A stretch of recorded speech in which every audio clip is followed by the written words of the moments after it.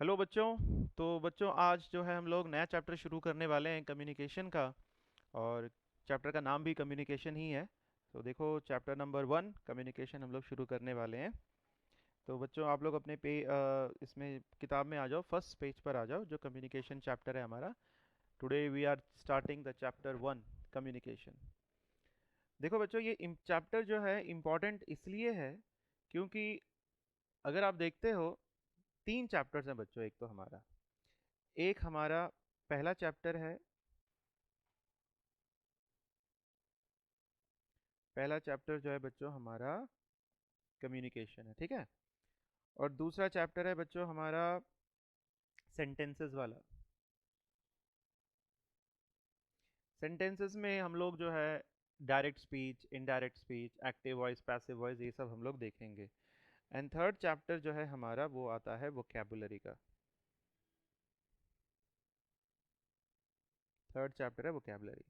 ये तीन चैप्टर्स जो हैं बच्चों ये हमारे लिए बहुत इंपॉर्टेंट है क्योंकि इन तीनों चैप्टर्स में से जो 2 मार्क्स और 3 मार्क्स वाले जो क्वेश्चन हैं ये सारे कवर होते हैं। तो हम मान के चल सकते हैं कि ये जो तीन चैप्टर्स में से ये तीन चैप्टर जो हैं, जैसे टोटल पेपर आपका 40 मार्क्स का है ना, तो ये तीन चैप्टर आपके 20 मार्क्स कवर करेंगे। तो आप इसकी इंपॉर्टेंस आप समझ रहे हो। 40 मार्क्स का आपका पूरा पेपर है, उस 40 मार्क्स में 20 मार्क्स जो हैं ये पहला, दूसरा और तीसरे चैप्टर से ही कवर हो जाएगा। तो इस सेंस में अगर हम देखते हैं तो ये चैप्टर हमारे लिए बहुत इंपॉर्टेंट हो जाता है, first chapter specifically. First chapter ही आप मान के चलो करीबन 8 से 10 नंबर का जो है बच्चों आपको एग्जाम में कवर होने के चांसेस रहते हैं। मिनिमम 7 नंबर्स तो पहले चैप्टर से आना ही आना है। अब 7 का 10 भी हो सकता है, ठीक है। सो तो हम लोग शुरू करते हैं, जो हमारा पहला चैप्टर है आज हमारा कम्युनिकेशन का, ठीक है। सो सबसे पहला जो इसमें टॉपिक है बच्चों हमें जो पढ़ना है, इसमें आ जाओ आप लोग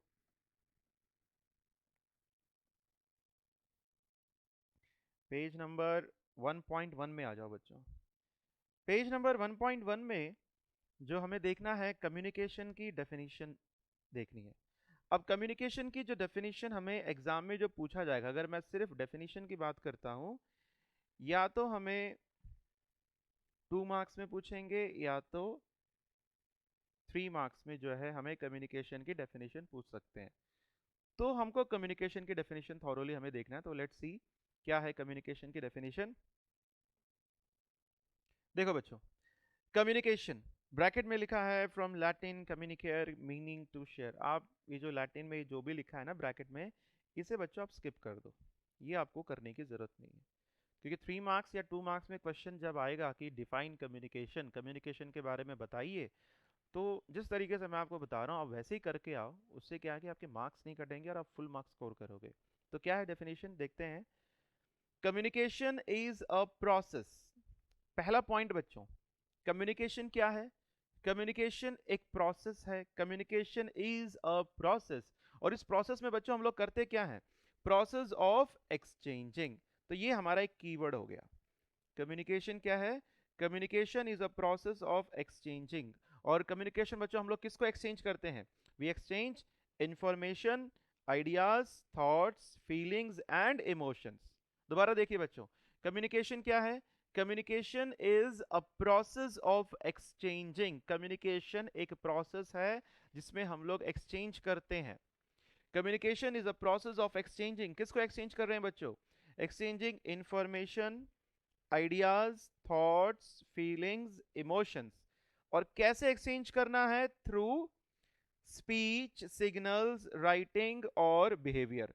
तो दो इंपॉर्टेंट जो इस, अब जैसे ये 2 लाइन का जो हमने पढ़ा है, इसमें जो इंपॉर्टेंट पॉइंट्स है बच्चों, एक तो ये है कम्युनिकेशन क्या है, is a process of exchanging, और ये है एक वर्ड जो थ्रू है। अब जब मैं कहता हूं communication is a process of exchanging information, ideas, thoughts, feelings and emotions, in words को बच्चों आप आगे पीछे कर सकते हो, उसमें कोई हार्ड एंड फास्ट नहीं है किसी सीक्वेंस में आपको लिखना, आप ऐसे भी लिख सकते हो। Communication is a process of exchanging feelings, thoughts, emotions, ideas and information, आप ऐसे भी लिख सकते हो। मतलब एक सीक्वेंस में रटने की आपको जरूरत नहीं है, बट इंपॉर्टेंट पॉइंट आपको क्या याद रखना है, communication is a process of exchanging information, ideas, thoughts, feelings and emotions. और कैसे एक्सचेंज करेंगे बच्चों? थ्रू, किसके द्वारा? स्पीच, सिग्नल्स, राइटिंग और बिहेवियर। स्पीच या तो बोल के, या तो कोई आप सिग्नल्स दे करके, या तो राइटिंग में लिख करके, या फिर बिहेवियर के द्वारा। तो ये आपकी डेफिनेशन है। अब यहाँ पर भी जब आप थ्रू स्पीच, सिग्नल्स, राइटिंग और बिहेवियर लिखते हो तो इनको भी आप आगे पीछे कर सकते हो। बिहेवियर आगे आ गया, स्पीच आगे पीछे जो है आप इसको कर सकते हैं। So communication is a process of exchanging information, ideas, thoughts, feelings and emotions through speech, signals, writing और behavior। ये हो गया। अब बच्चों इसके आगे जो है, मतलब आप जब कम्युनिकेशन की डेफिनेशन लिखोगे तो उसको दो पैराग्राफ में लिखना है। तो पहला पैराग्राफ हमारा ये पहली दो लाइनें हो गई। पहली दो लाइन में बच्चों दोबारा रिपीट करते हैं, क्या बताया हमने? Communication is a process of exchanging information, ideas, thoughts, feelings, emotions through speech, signals, writing और बिहेवियर। अब आगे जो नेक्स्ट जो पैराग्राफ हम लिखेंगे इसमें हमको बताना पड़ेगा इन कम्युनिकेशन। कम्युनिकेशन में बच्चों होता क्या है, पहले इसको हम लोग समझ लेते हैं। कम्युनिकेशन में बच्चों एक सेंडर होता है जो कि मैसेज को भेजता है। जैसे फॉर एग्जांपल मुझे अपने दोस्त को कुछ मैसेज देना है, तो जब मैं अपने दोस्त को मैसेज तभी दे पाऊंगा जब मैं ये डिसाइड करूंगा कि मुझे अपने दोस्त को क्या मैसेज देना है। तो पहले तो मैं ये डिसाइड करूंगा कि मैं जैसे मान लो दिमाग में, जैसे मुझे मान लो मुझे अपने दोस्त से पूछना है क्या हम दोनों कल मिल सकते हैं। तो ये एक कम्युनिकेशन है जो मुझे अपने फ्रेंड तक पहुंचाना है। तो पहले तो जो मैं बोलने वाला हूं उसको मैं दिमाग में सोचूंगा, तो उसको बच्चों हम लोग कहते हैं एनकोड करना, एनकोडिंग द मैसेज। ये डिसाइड करना कि आप सामने वाले को क्या बोलना चाह रहे हो उसको हम क्या कहते हैं? एनकोडिंग। तो सबसे पहले सेंडर क्या करता है बच्चों? एक मैसेज को एनकोड करता है, वो अपने दिमाग में एक मैसेज को डिसाइड करता है। फिर एक मीडियम के द्वारा, चाहे वो टेलीफोन के थ्रू हो या फिर लिखकर हो, एक मीडियम के द्वारा ये खबर अपने दोस्त तक वो पहुंचाता है। फिर जो पर्सन, जो रिसीवर है, जब वो आपका मैसेज वो रिसीव करेगा, रिसीव करके आपके मैसेज को वो पढ़ेगा, पढ़ करके उसको समझेगा।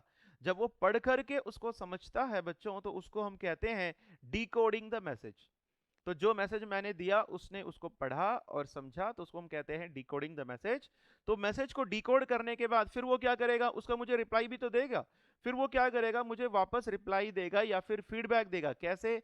अगेन कोई कम्युनिकेशन का चैनल का इस्तेमाल करके। अब वो रिटर्न में भी दे सकता है या तो फिर वो टेलीफोनिकली भी दे सकता है, कैसे भी वो माध्यम से वो दे सकता है। तो इस तरीके से अब हम पढ़ के देखते हैं इसको। इन communication process a sender encodes. Sender क्या करता है बच्चों? एनकोड्स। अब जैसे आपने ये सेंडर लिख दिया ना, तो ये बीच में फिर ये एनकोडर भी लिखने की जरूरत नहीं है। आप थोड़ा सा इसको शॉर्ट ही करने की कोशिश करो, ज्यादा वर्ड्स आपको लिखने की जरूरत नहीं है। कैसे लिखेंगे? In communication process a sender encodes a message. Sender क्या करता है? मैसेज को एनकोड करता है।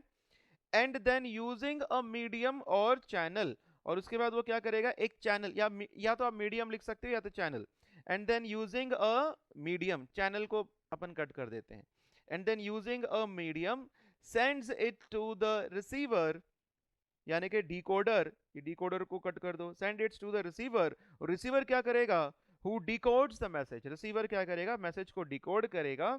एंड आफ्टर प्रोसेसिंग इंफॉर्मेशन, देखो मैसेज को डिकोड करना मतलब मैसेज को पढ़ना, उसको समझना, और समझने के बाद उसको प्रोसेस करना, मतलब उसके लिए क्या रिप्लाई है वो डिसाइड करना।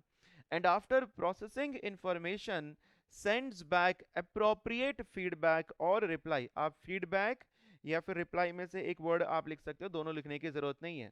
And sends back appropriate feedback using a medium और चैनल। यहां पर भी मीडियम या तो फिर चैनल आप लिख सकते हो। तो इस तरीके से बच्चों इस पूरे डेफिनेशन को जो है हमने दो पैराग्राफ में डिवाइड करना है। कैसे? एक पैराग्राफ क्या हो गया? एक तो ये हो गया, यहां से लेकर के यहां तक क्या है? Communication is a process of exchanging information. तो कीवर्ड क्या है? Process of exchanging. Communication is a process of exchanging information, ideas, thoughts, feelings and emotions. और ये क्या है? ये हमारा कीवर्ड है through. Through speech, signals, writing और बिहेवियर। तो ये एक पैराग्राफ में लिखेंगे, और फिर इसके बाद यहां से लेकर के यहां तक ये हमारा दूसरा paragraph. In communication in communication process a sender encodes a message, and then using a medium sends it to the receiver, who decodes the message and after processing information sends back appropriate feedback using a medium. तो इस तरीके से बच्चों इसको जो है आपने लिखना है। और जब आप इस तरीके से ये जो इसको दो पैराग्राफ में लिखते हो तो आप याद रखो ये 2 मार्क्स का आंसर आपका कंप्लीट होता है। अगर मान लो आपसे कम्युनिकेशन की डेफिनेशन पूछी जाए 2 मार्क्स में तो इतना मैटर बच्चों आपके लिए सफिशिएंट है। तो अब हम देखते हैं कि अगर 3 मार्क्स में पूछा जाए तो आपको क्या लिखना है। 3 मार्क्स के लिए बच्चों देखो आपके पास दो चीजें हैं। एक तो यहां पर आपको दे रखा है the main steps inherent to communication process. Communication process में मेन स्टेप्स क्या है? पहला क्या है? द पर्पस और रीजन फॉर कम्युनिकेशन। कम्युनिकेशन करने के लिए कोई पर्पस कोई रीजन होना चाहिए। Content of the message, message में आप क्या लिखना है वो कंटेंट होना चाहिए। The medium used for conveying the message, आप किसके द्वारा अपने मैसेज को भेजना चाहते हो, जैसे for example internet, written text, speech, pictures. then transmitting the message. Then messages are often interpreted due to external disturbances such as noise created by humans, traffic, natural forces. These factors can result in miscommunication. फिर receiving the communication, deciphering and making sense of the message यानी कि उसको decode करना, and finally interpreting and figuring out what the receiver thinks in the real message। तो बच्चों देखो आपके पास option क्या है। 2 मार्क्स में तो क्लियर है कि आपको जस्ट ये जो पैराग्राफ है ये लिखना है। अगर 3 मार्क्स में क्वेश्चन आता है डिफाइन कम्युनिकेशन या फिर what is the communication process, तो मेरा सजेशन आपको ये है कि एक तो आप ये पैराग्राफ लिखोगे और उसके बाद पैराग्राफ लिखने के बाद डायरेक्टली बच्चों हमको यहाँ पे जो डायग्राम गिवन है प्रोसेस ऑफ कम्युनिकेशन, ये डायग्राम आपको बना दो। 2 मार्क्स के लिए वो पैराग्राफ हो गया और बाकी 1 मार्क के लिए आप जो है ये डायग्राम बना दो, तो इससे आपका जो है टोटल 3 मार्क्स कवर हो जाता है। तो ये डायग्राम क्या एक बार हम लोग देख लेते हैं।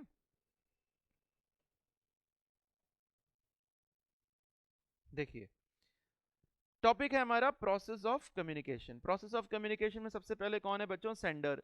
सेंडर जब भी कोई मैसेज भेजता है सबसे पहले मैसेज को एनकोड करता है, यानी कि दिमाग में वो सोचता है कि सामने वाले को क्या मैसेज भेजना है। तो सेंडर क्या करेगा? एनकोड करेगा किसको? मैसेज। सेंडर मैसेज को एनकोड करके फिर एक चैनल के माध्यम से, चैनल वो कुछ भी हो सकता है, चाहे वो स्पोकन वर्ड्स हो सकते हैं, लेटर हो सकता है, ईमेल हो सकता है, it can be anything, telephone हो सकता है। तो उस मैसेज को एक चैनल के माध्यम से वो रिसीवर तक पहुंचाएगा। फिर रिसीवर जब उसको रिसीव करेगा तो रिसीवर उसको पढ़ करके डिकोड करेगा। डिकोड करने का मतलब क्या है? जो भी मैसेज उसने रिसीव कर रहा है उसको पढ़ करके समझना। फिर डिकोड करने के बाद बच्चों वो फीडबैक देगा, मतलब जो रिप्लाई देगा, फिर वो रिप्लाई कैसे देगा?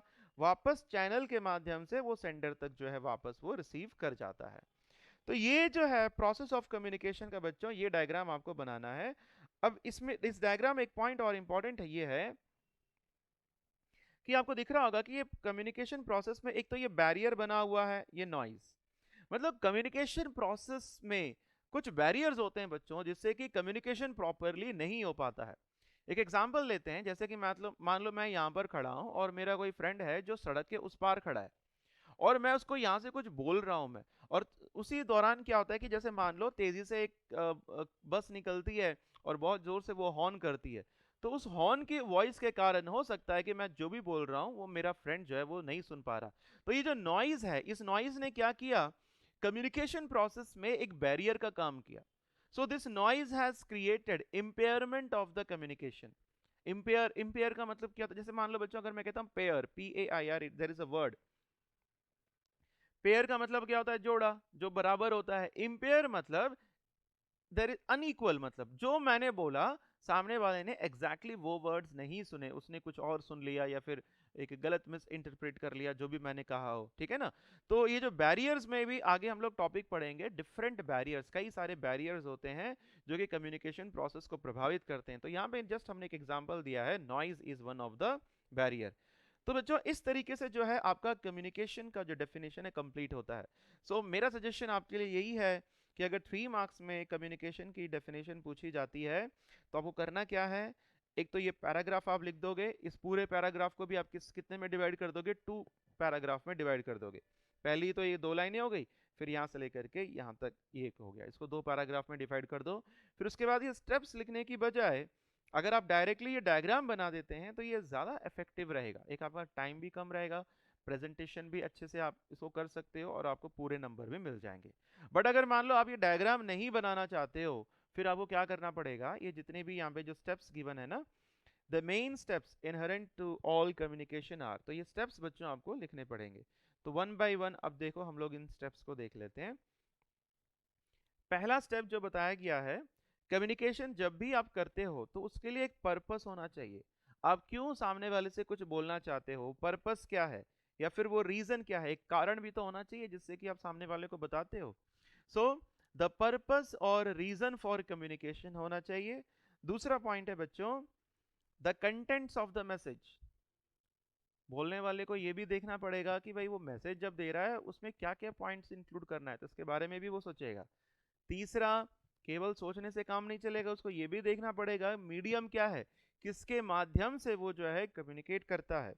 फिर उसके बाद चौथा है ट्रांसमिटिंग द मैसेज, मैसेज को ट्रांसमिट करना, दूसरे बंदे तक उसको जो है पहुंचाना। फिर उसके बाद है messages are often misinterpreted due to external disturbances, messages में कई बार डिस्टर्बेंसेस होती हैं because of external disturbances like noise created by humans, traffic and natural forces. These factors can result in miscommunication. जो मैंने एग्जांपल दिया ना अभी, कि मैं सड़क के इस पार खड़ा हूँ, सड़क के उस पार मेरा फ्रेंड खड़ा है, और जैसे ही मैं उसको कुछ कहने लगता हूँ, जोर से एक बस गुजरती है हॉर्न करते हुए, तो उससे ये प्रॉब्लम होगा कि जो मैं बोल रहा हूँ हो सकता है कि सामने वाला क्लियरली उसको ना सुन पाए। तो इसको हम क्या कह सकते हैं, मिस इंटरप्रिटेशन। हो सकता है कि मैंने कुछ कह दिया और सामने वाले ने कुछ और सुन के उसका कुछ और मतलब निकाल लिया, तो ये मिस कम्युनिकेशन भी हो सकती है। देन रिसीविंग द मैसेज, हमें ये भी देखना है कि सामने वाला प्रॉपरली रिसीव करे। Deciphering and making sense of the message, जब हम लोग सामने वाला जब हमारा मैसेज रिसीव करता है तो वो हमारे मैसेज को पढ़ता है और उससे सेंस निकालता है कि भाई इसका क्या मीनिंग है, यानी कि वो इसको डिकोड करता है। एंड फाइनली आठवां पॉइंट है बच्चों हमारा, interpreting and figuring out what the receiver thinks in the real message. जो रिसीवर फिर आपको क्या करेगा, वो फीडबैक सेंड करेगा, तो उससे आपको पता चलेगा कि एग्जैक्टली उस सामने वाले व्यक्ति ने आपके मैसेज का क्या मतलब निकाला है। तो बच्चों देखो, सिंपल टर्म्स में मैं आपको बताता हूँ, अगर मेरा सजेशन अगर आप मानो तो मैं तो आपको यही कहूंगा कि इंस्टेड की आप ये पॉइंट्स को, इतने सारे पॉइंट्स लिखो, आपके लिए बेस्ट यही रहेगा कि सिंपल आप कम्युनिकेशन की डेफिनेशन लिखो, और कम्युनिकेशन की डेफिनेशन के बाद ये कम्युनिकेशन, प्रोसेस ऑफ कम्युनिकेशन का ये डायग्राम आपको बनाना है। क्लियर है बच्चों? आई होप आपको क्लियर हो गया किस तरीके से हमें ये कम्युनिकेशन का लिखना है, ठीक है।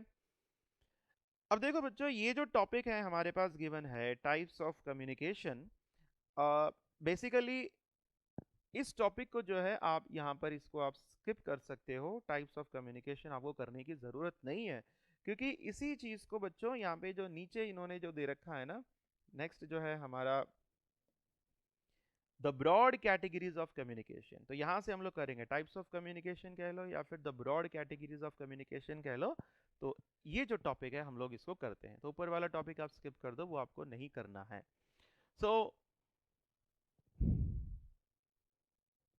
अब देखो बच्चों, बेस्ड ऑन कम्युनिकेशन को हम दो आधारों पर डिवाइड कर सकते हैं। एक हमने क्या किया, based on communication channel. Communication channel मतलब कम्युनिकेशन करने का माध्यम, वो रिटन है, ओरल है, किस तरीके से हम लोग कम्युनिकेट कर रहे हैं। So based on communication channel, communication can be classified into verbal, non verbal and visual. पहला ध्यान, फिर से ध्यान से सुनो बच्चों, कम्युनिकेशन को हम दो बेसिस पर क्लासिफाई कर सकते हैं। एक है based on communication channel, communication channel, communication कैसे करना है, वो रास्ता क्या है, किस तरीके से हम करेंगे, उसके आधार पर हम कम्युनिकेशन को तीन में डिवाइड कर सकते हैं, verbal, non verbal and visual. एक तो ये हो गया। और दूसरा है बच्चों based upon purpose and style. Purpose and style, क्यों हमें कम्युनिकेट करना है। So based upon purpose and style, communication can be classified into formal and informal. दोबारा रिपीट करते हैं, बेस्ड अपॉन कम्युनिकेशन चैनल, किसके द्वारा हमें कम्युनिकेट करना है, कम्युनिकेशन को हम 3 में डिवाइड कर सकते हैं, verbal, non verbal and visual. Verbal का मतलब क्या होता है बच्चों? जनरली वर्बल का मतलब आपके दिमाग में, वर्बल मतलब यार जब भी हम लोग कुछ भी बोलते हैं तो वो वर्बल है, ठीक है, कोई उसमें गलत नहीं है। वर्बल मतलब जनरली हम बोलते हैं, बट इसका और जो प्रॉपर डेफिनेशन हम बाद में देखते हैं। So based upon the communication channel, communication can be classified into verbal, verbal में हम लोग बोलते हैं। नॉन वर्बल में अगर आप बेसिकली देखते हो तो हमारे बॉडी साइंस, जो भी हम शरीर से जो भी इशारे करते हैं वो आ जाएंगे नॉन वर्बल में। और विजुअल में बच्चों जब हम लोग देखते हैं, लाइक आपने कोई पाई चार्ट देख लिया, कोई बार ग्राफ देख लिया, तो वो सारी चीजें विजुअल में आती हैं। And based upon purpose and style, purpose मतलब आपका उद्देश्य क्या है, स्टाइल मतलब किस तरीके से आप कम्युनिकेट कर रहे हो, वो लिखने का फॉर्मेट, वो क्या आप रूल्स रेगुलेशंस को फॉलो कर रहे हो या नहीं कर रहे हो, उसके आधार पर हम इसको फॉर्मल और इनफॉर्मल में क्लासिफाई करते हैं। एक छोटा सा एग्जांपल ले लेते हैं कि फॉर्मल और इनफॉर्मल बच्चों होता क्या है। अगर मान लो फॉर एग्जांपल आप अपने किसी फ्रेंड को कोई लेटर लिखने वाले हो, अगर आप अपने किसी फ्रेंड को लेटर लिखते हो, तो वैसे तो अगर आप देखोगे फॉर्मल लेटर राइटिंग में फॉर्मेट होता है 16, जैसे हमने लेटर राइटिंग पहले भी कर चुके हैं, तो 16 लाइन का उसमें जो फॉर्मेट होता है कि भाई सबसे पहले हम सेंडर्स एड्रेस लिखेंगे, फिर एक लाइन छोड़ेंगे, फिर डेट लिखेंगे, फिर name of the designation address लिखेंगे, देन एड्रेस ऑफ एड्रेस, ये एक सिस्टमेटिक तरीका होता है। बट जब फॉर इनफॉर्मल लेटर आप लिखते हो, कुछ रूल्स हैं, जैसे सब्जेक्ट लिखना, डियर सर मेंशन करना, बट जब आप किसी फ्रेंड को लेटर लिखते हो, ये सारे रूल्स एंड रेगुलेशंस को आप फॉलो नहीं करते हो क्योंकि वो इनफॉर्मल होता है। अब ऐसे ही एक और एग्जांपल ले लेते हैं कि जैसे मान लो अगर आप अपने ऑफिस में, वर्क प्लेस में जब आप बात करते हो तो एक सलीके से आप बात करते हो, एक प्रॉपर लैंग्वेज का आप इस्तेमाल करते हो। बट वहीं फ्रेंड्स के साथ कहीं सड़क पे घूम रहे हो, कहीं जा रहे हो, तो आप जो मन में आए वो आप बोल सकते हो क्योंकि वहां पे कोई रोक टोक नहीं होती है। तो इस प्रकार का जो कम्युनिकेशन है बच्चों, कि पर्पस क्या है, स्टाइल क्या है, उसके आधार पर जो है कम्युनिकेशन को हम लोग फॉर्मल या फिर इनफॉर्मल में क्लासिफाई कर सकते हैं। इनफॉर्मल कम्युनिकेशन क्या होती है? जहां पे कोई रूल्स रेगुलेशन नहीं होता है। Informal communication is a spontaneous communication, एकदम से। जैसे मान लो अगर आप एक ऑफिस में आप अपने बॉस से बात करने जा रहे हो, तो आप 2-3 बार सोचोगे कि यार बॉस के कैबिन में जाना है, क्या बोलना है, कैसे मेरे को शुरू करना है, थोड़ा झिझक रहता है कि भाई सही शब्दों का हम इस्तेमाल करें। बट अगर आप अपने किसी दोस्त से बात कर रहे हो तो क्या ये सब चीजें आप सोचोगे? नहीं। स्पॉन्टेनियस कम्युनिकेशन होता है, जो मुंह में आया फट से बक दिया। तो इस प्रकार से जो है आप कुछ भी रूल्स एंड रेगुलेशंस आप नहीं देखते हो, ठीक है ना? तो इस प्रकार की जो कम्युनिकेशन है इनफॉर्मल कम्युनिकेशन होती है। चलो दोबारा रिवाइज करते हैं। कम्युनिकेशन को हम दो बेसिस पे क्लासिफाई कर सकते हैं। Communication can be classified on the basis of communication channel. Communication के चैनल पर 3 types, verbal, non verbal and visual. And on the basis of purpose and style, communication can be classified into formal and informal। तो बच्चों ये तो हमने just briefly पढ़ लिया। अब हम इसको वन बाय वन पूरा डीप में देखेंगे किस तरीके से हमारा डिफरेंट टाइप्स ऑफ कम्युनिकेशन है। सबसे पहले हम बात करते हैं वर्बल कम्युनिकेशन की। अब बच्चों देखो, एक इंपॉर्टेंट पॉइंट मैं आपको ये बताऊंगा कि बुक में तो बहुत कुछ आपका लिखा हुआ है, ठीक है ना, बट आपको इस चैप्टर से जो क्वेश्चंस आएंगे 2 मार्क्स या 3 मार्क्स में आएंगे, पढ़ेंगे तो हम सब कुछ, बट मैं आप लोगों को कुछ इंपॉर्टेंट लाइंस में आपको टिक कराऊंगा। तो वो लाइंस आपके आंसर में होना, आपके आंसर राइट अप में होना बहुत जरूरी है, ठीक है ना। तो अब हम बात करते हैं सबसे पहले वर्बल कम्युनिकेशन की। अब इसकी डेफिनेशन देखो बच्चों। Verbal communication involves the use of words and language। दोबारा देखो बच्चों, वर्बल कम्युनिकेशन में क्या होता है? वर्बल कम्युनिकेशन में हम वर्ड्स और लैंग्वेज का इस्तेमाल करते हैं। वर्बल कम्युनिकेशन वो कम्युनिकेशन है जहां पर हम वर्ड्स यानी कि शब्द, लैंग्वेज यानी कि भाषा, जहां पर भी हम लोग शब्द और भाषा का इस्तेमाल करते हैं। थोड़ी देर पहले जब मैंने आपको वर्बल कम्युनिकेशन क्या है बताया, तो मैंने बताया था ना कि वर्बल कम्युनिकेशन मतलब जब हम लोग मुंह से बोलते हैं। तो बच्चों सोच के बताओ, जब जब हम लोग शब्द और भाषा का इस्तेमाल करते हैं, अगर ये वर्बल कम्युनिकेशन है तो बोलना वर्बल कम्युनिकेशन है, क्योंकि बोलते समय हम लोग शब्द और भाषा दोनों का इस्तेमाल कर रहे हैं। सो वर्बल कम्युनिकेशन में ओरल, वर्बल कम्युनिकेशन का एक टाइप है ओरल कम्युनिकेशन। और बच्चों ध्यान दो, जब आप लिख रहे होते हो ना, तो लिखते समय भी तो आप शब्द और लैंग्वेज यानी कि शब्द और भाषा का इस्तेमाल कर रहे हो कि नहीं कर रहे हो? तो लिखते समय भी आप शब्द और भाषा का इस्तेमाल करते हो, तो लिखना यानी कि रिटन राइटिंग भी जो है आपकी वर्बल कम्युनिकेशन है। तो अब आपको समझ में आया, वर्बल कम्युनिकेशन मतलब केवल बोलना नहीं है, लिखना भी वर्बल कम्युनिकेशन है। तो पहला पॉइंट, इंपॉर्टेंट कीवर्ड क्या है वर्बल कम्युनिकेशन के लिए?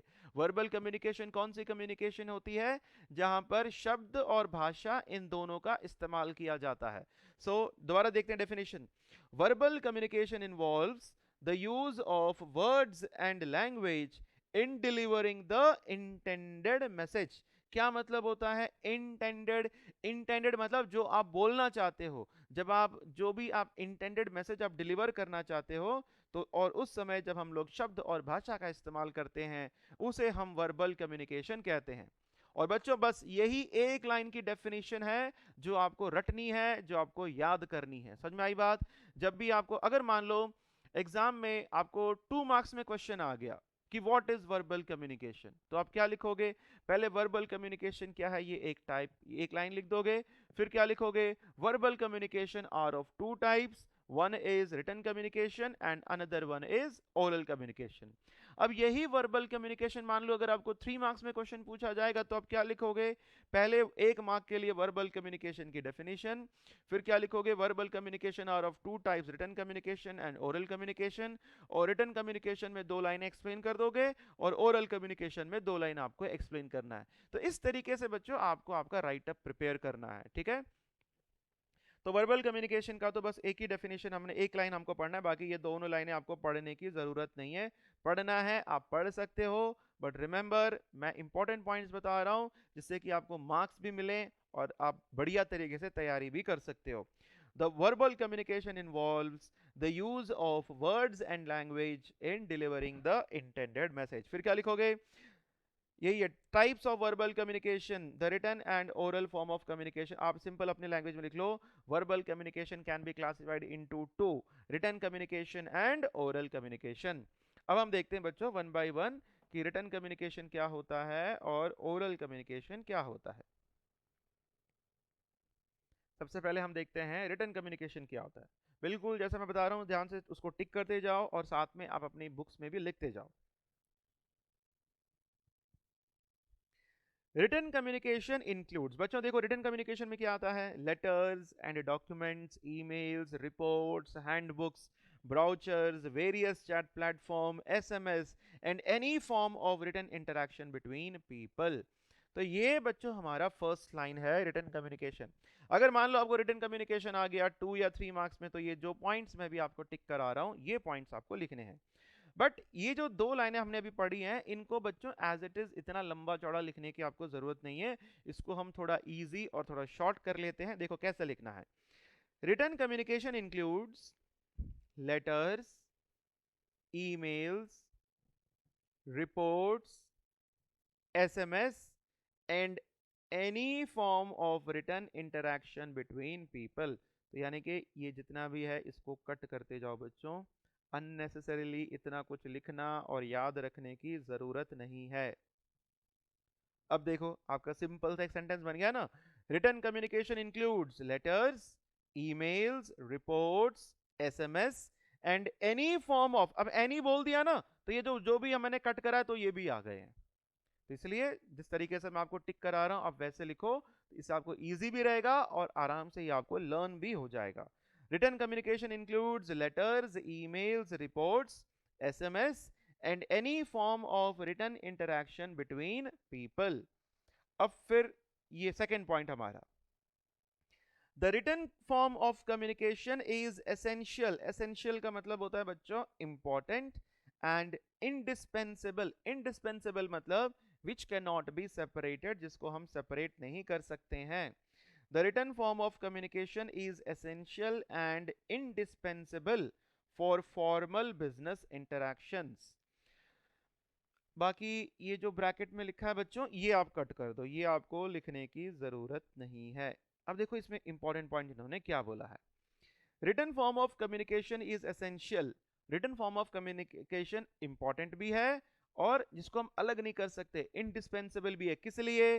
For formal business interactions. बस इतना, ये आपकी सेकेंड लाइन हो गई। अब इसको एक एग्जाम्पल देके मैं आपको समझाता हूँ। जैसे मान लो फॉर एग्जाम्पल एक डिस्ट्रिक्ट में एक कलेक्टर है। डिस्ट्रिक्ट कलेक्टर को उसका जो भी ड्यूटी है वो प्रॉपरली निभाता है। अब होता क्या है कि मान लो कोई मिनिस्टर आकर के डिस्ट्रिक्ट कलेक्टर को बोलता है कि लिसन, ये जो भी फंड आया है इसको इस काम में ना लगा करके दूसरे काम में लगाओ। बट कलेक्टर को मालूम है कि भाई मिनिस्टर जो उसे काम करवाने जा रहा है वो गलत है। तो कल को मान लो कुछ ब्लेम होता है तो कलेक्टर के ऊपर उंगली उठ सकती है। तो कलेक्टर क्या करेगा, क्या बोलेगा उस मिनिस्टर से, सर ठीक है आप जो भी बोल रहे हो वो मैं करूंगा, बट आप जो भी बोल रहे हो ये आप मेरे को रिटर्न में दे दो। सो रिटर्न में क्या होता है बच्चों, एक कलेक्टर के पास कल को एक प्रूफ रहेगा। कल को मान लो उसके ऊपर कोई क्वेश्चन उठाया जाएगा तो कलेक्टर बता सकता है कि भाई मुझे इस फलाना मिनिस्टर ने ये काम करने के लिए बोला था, उसी ऑर्डर्स को मैंने फॉलो करा है। तो इसलिए बच्चों फॉर्मल बिजनेस इंटरैक्शंस में रिटर्न कम्युनिकेशन बहुत इंपॉर्टेंट है। अब जैसे मान लो फॉर एग्जांपल एक ऑर्गेनाइजेशन में जो ऑर्गेनाइजेशन का जो भी हेड है, मैनेजर है, वो एक सर्कुलर इशू करता है कि भाई मंडे से सभी को नया ड्रेस कोड फॉलो करना पड़ेगा। तो एक तो हम उसको मुंह से भी बोलेंगे और साथ में लिख करके नोटिस बोर्ड में भी बच्चों हम लोग लगा देंगे। कल को मान लो कोई एम्प्लॉय बोलेगा कि सर आपने मेरे को तो बताया नहीं था पर्सनली बुला करके, तो हम क्या बोल सकते, भाई ठीक है ओरली नहीं बताया बट नोटिस बोर्ड में तो हमने नोटिस लगाया ही है। तो रिटर्न कम्युनिकेशन, तो बच्चों रिटर्न कम्युनिकेशन जो है फॉर्मल बिजनेस इंटरैक्शंस में बहुत ही जरूरी होता है। तो ये हमारा दूसरा पॉइंट हो गया, the return form of communication is essential and indispensable for formal business interaction। और तीसरा पॉइंट जो आपको लिखना है, the effectiveness of written communication depends on the writing style। मतलब रिटर्न कम्युनिकेशन को आप कैसे प्रभावी बना सकते हो। अगर आपका मान लो राइटिंग स्टाइल बहुत अच्छा है, अगर आपकी ग्रामर बढ़िया है, आपकी वोकैबुलरी बढ़िया है और आप बिल्कुल क्लियरली आप अपनी बात को लिखते हो, तभी तो सामने वाले को वो अच्छे से समझ में आएगा। तो रिटर्न कम्युनिकेशन को इफेक्टिव बनाने के लिए the effectiveness of return communication depends on, return communication की इफेक्टिवनेस निर्भर करती है किसके ऊपर, on the writing style, grammar, vocabulary and clarity. I hope बच्चों आप लोगों को समझ में आया किस तरीके से रिटर्न कम्युनिकेशन लिखना है। रिटर्न कम्युनिकेशन में अगर 2 मार्क्स में आया तो भी 3 पॉइंट लिख दो, 3 मार्क्स में आया तो आप क्या लिख सकते हो, verbal communication is of two types, oral communication as well as written communication। फिर written communication लिख करके ये 3 पॉइंट्स आपको लिखने हैं। आई होप आपको क्लियर है रिटर्न कम्युनिकेशन में क्या क्या पॉइंट्स लिखने हैं। एक बार दोबारा देख लो। पहला पॉइंट हम क्या लिखेंगे, return communication includes letters, emails, reports, SMS and any form of return interaction between people. फिर क्या लिखेंगे, the written form of communication is essential, essential means important and indispensable for formal business interaction। Third point, the effectiveness of written communication depends on writing style, grammar, vocabulary and clarity। तो बच्चों I hope आपको समझ में आ गया होगा ना return communication कैसे लिखना है। ठीक है, अब रिटर्न कम्युनिकेशन के बाद अगला जो है हमारा है ओरल कम्युनिकेशन। चलो बच्चों दोबारा बताओ, वर्बल कम्युनिकेशन क्या होता है, क्या होता है verbal communication. Verbal communication involves use of words and language, जहां पर शब्द और भाषा का इस्तेमाल होता है उसको हम लोग वर्बल कम्युनिकेशन कहते हैं। इसलिए written communication is a part of what, verbal communication. क्यों, क्योंकि लिखते समय भी शब्द और भाषा दोनों का इस्तेमाल हो रहा है। अब नेक्स्ट जो बच्चों हमारा आता है ओरल कम्युनिकेशन। ओरल कम्युनिकेशन भी हमारा वर्बल कम्युनिकेशन है। ओरल यानी कि बोलते समय, बोलते समय भी हम लोग शब्द भाषा इन दोनों का इस्तेमाल करते हैं, इसलिए oral communication is also a form of verbal communication. अब देखो इसकी डेफिनेशन की। अब वैसे ही जैसे रिटन कम्युनिकेशन का मैंने शॉर्ट में कराया था तो इसको भी मैं शॉर्ट में कराता हूं। पहला देखो, oral communication refers to communication through the spoken word. Oral communication में क्या होता है बच्चों, हम बोल करके कम्युनिकेट करते हैं। Oral communication refers to communication through the spoken word. अब वो जो बोलते हैं हम लोग कैसे बोलते हैं बच्चों, आइदर फेस टू फेस यानी कि आमने सामने बोलते हैं, टेलीफोनिकली यानी कि टेलीफोन में बोलते हैं, via voice chat, video conferencing और एनी अदर मीडियम। तो ये आपका जो है पहला पॉइंट आपका हो गया ओरल कम्युनिकेशन। थोड़ा सा बच्चों इसको शॉर्ट में कर लो, कैसे करना है देखो। ओरल कम्युनिकेशन रिफर्स टू, जो अंडरलाइन कर रहा हूं इतना ही आपको टिक करना है, oral communication refers to communication through the spoken word either face to face, telephonically, ये कट कर दो,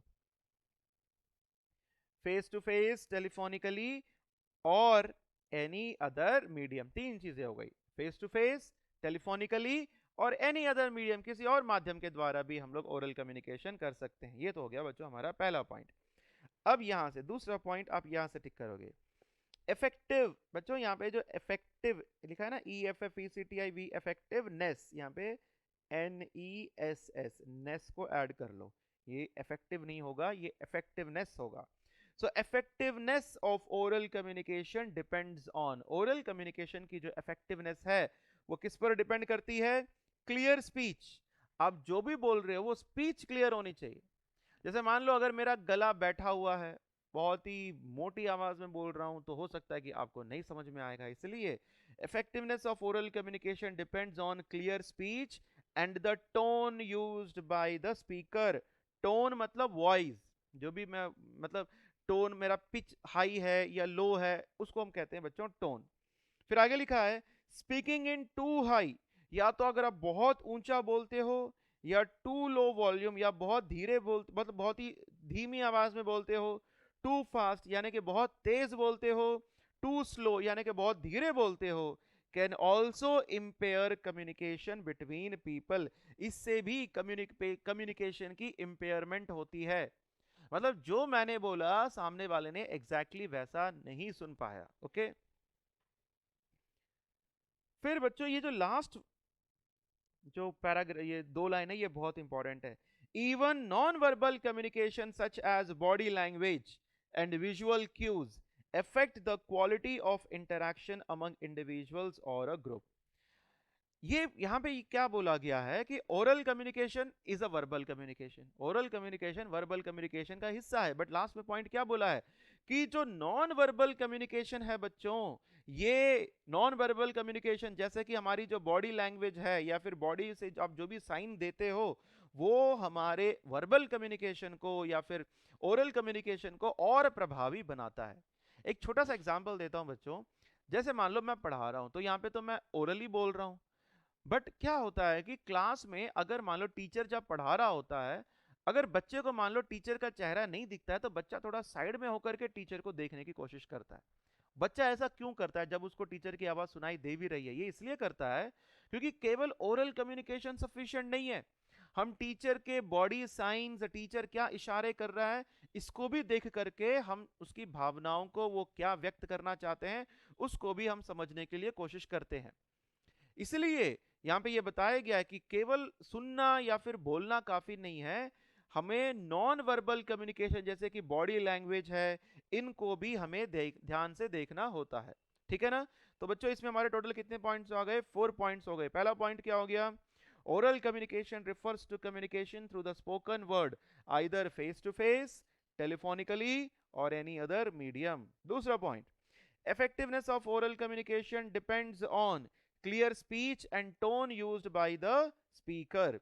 Speaking in too high or low volume or too fast or slow can also impair communication between the people। और बच्चों हमारा जो last point है, even non-verbal communication such as body language and visual cues affect the quality of interaction among individuals or group।